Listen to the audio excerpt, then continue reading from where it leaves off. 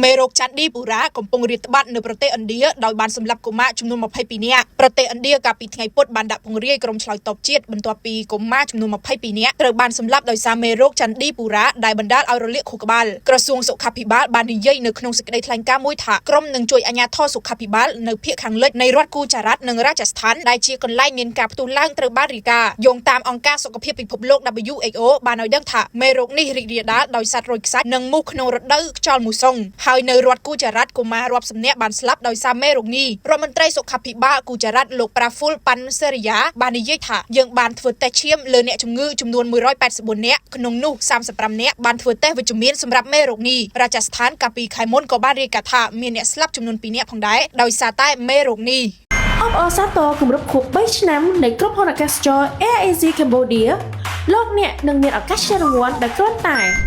ហោះហើរចាប់ពីថ្ងៃទី12មិថុនាឆ្នាំ2026រហូតដល់ថ្ងៃទី28មេសាឆ្នាំ2027រង្វាន់រួមមានសំបុត្រយន្តហោះទៅមក30រង្វាន់ទូរស័ព្ទ iPhone 17 Pro Max 8គ្រឿងម៉ូតូ Vespa S125cc 2គ្រឿងនិងរង្វាន់ធំដ៏អស្ចារ្យ Condo Diamond Bay Garden មួយបន្ទប់ព្រមទាំងរង្វាន់ផ្សេងៗជាច្រើនទៀតកោះសម្បត្តិឥឡូវនេះលោកអ្នកនឹងមានឱកាសជិះរង្វាន់ជាច្រើនពី Asia Cambodia លក្ខខណ្ឌផ្សេងៗត្រូវបានអនុវត្ត